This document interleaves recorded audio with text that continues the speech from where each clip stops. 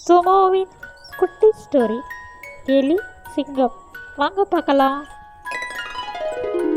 நான் கணேசன். இந்த காட்டுக்குள்ள ரொம்ப நாளா வாழ்ந்துட்டு வரேன். எனக்கு ஒரு ஆசை, இந்த சிங்கராஜாவோட நண்பனாகணும்னு ரொம்ப நாள் ஆசை. ஆனா அது என்ன கோவத்துல ஏதாவது செஞ்சிடுமோன்னு ரொம்ப பயமா இருக்கு. இருந்தாலும் இன்னைக்கு போய் சிங்கராஜா கிட்ட நான் கேட்க போறேன். சிங்கராஜா, என்ன இது குட்டி, என்ன வேணும்? ஏதாச்சும் உதவி வேணுமா? உதவிலாம் ஒன்றும் வேண்டாம் சிங்கராஜா. எனக்கு நீங்க நண்பனா இருக்கணும் ஆசையா இருக்கு சிங்கராஜா. எனக்கு நண்பனா இருப்பீங்களா? என்ன, நான் உனக்கு நண்பனாக வேண்டுமா? எவ்வளவு தைரியம் உனக்கு! என்கிட்டயே வந்து இப்படி பேசுகிறாயா? என் கைக்கு ஒரு பிடி ஆக மாட்டாய். ஐயோ, வலிக்குது சிங்கராஜா, விட்டு விடுங்கள். என் கால் நெகத்தாலேயே உன்னை நெசுக்கி போட்டு விடுவேன். ஒழுங்காக சென்று விடு. வீணாக உயிரை விடப் போகிறாய். போ இங்கிருந்து. சரி சரி, நான் இங்கிருந்து போய் விடுகிறேன்.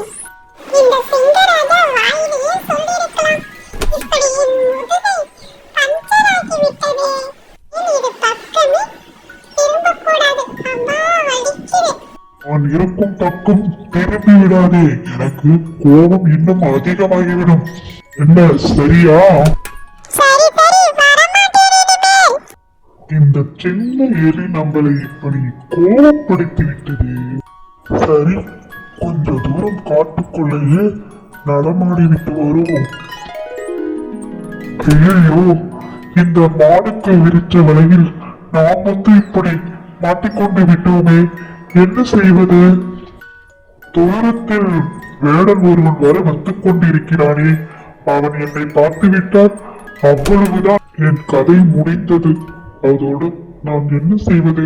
இப்ப என்னை யார் காப்பாற்றுவது என்று தெரியவில்லையே. சிங்கராஜா, நீங்கள் எப்படி இந்த வலைக்குள் வந்து மாட்டிக்கொண்டீர்கள்? அதை ஏன் கேட்கிறாய் எலிக்குட்டி?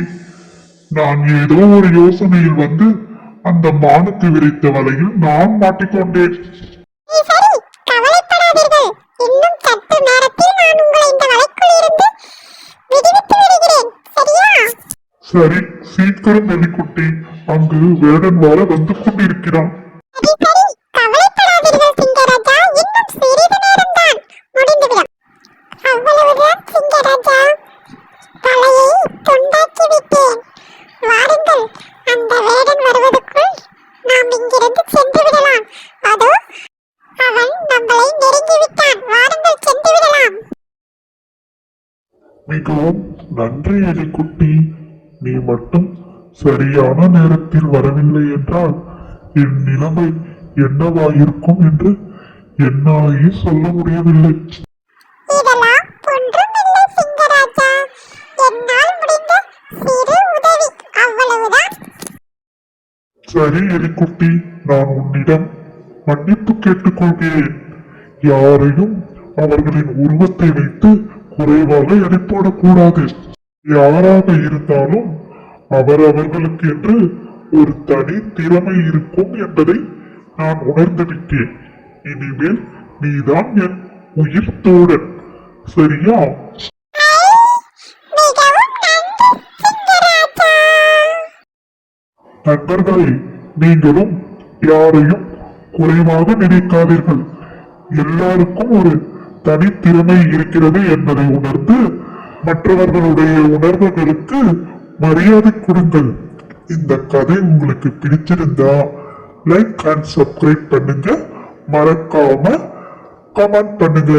பாய். சுமோவின் குட்டி ஸ்டோரி.